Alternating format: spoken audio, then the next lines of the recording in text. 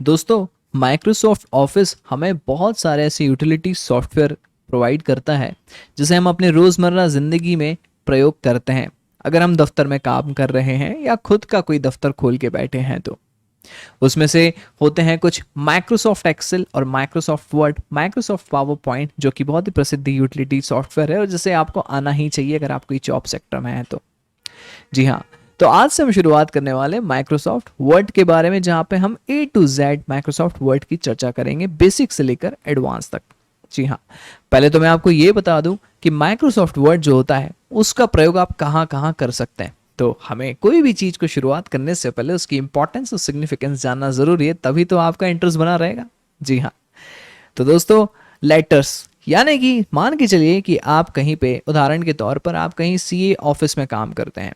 वहाँ पे कोई भी लेटर अगर ड्राफ्ट, या फिर कोई कंप्लायंस ऑफिस में काम करते हैं, ठीक है, वहाँ पे कोई भी लेटर ड्राफ्ट करने की बारी आती है, ऑफिसर को कोई लेटर देना है, ठीक है, कि या फिर कोई लिटिगेशन का जवाब देना है। मान के चलिए इनकम टैक्स का कोई केस आपके ऊपर चल रहा है, अब आपको ऑफिसर को जवाब देना है कि मैं ये इनकम टैक्स की पेशी आज अटेंड नहीं कर सकता हूँ, तो आप लेटर ड्राफ्ट करके देते हैं और वो लेटर के माध्यम से वहाँ पे कम्युनिकेट करते हैं।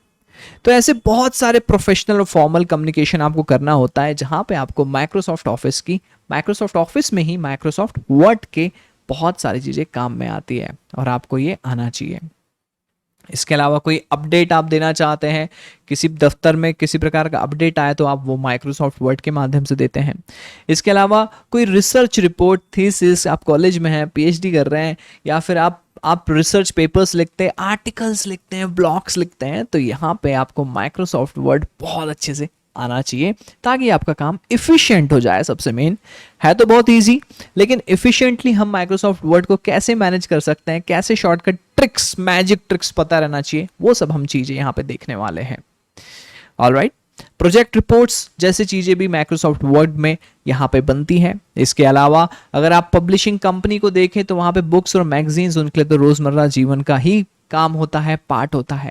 तो उसके लिए भी वो लोग क्या इस्तेमाल करते हैं, माइक्रोसॉफ्ट वर्ड। प्रूफ रीडिंग का मतलब ये होता है कि आपने कोई किताब लिख ली, कोई चीज़ आपके पास आ गई है,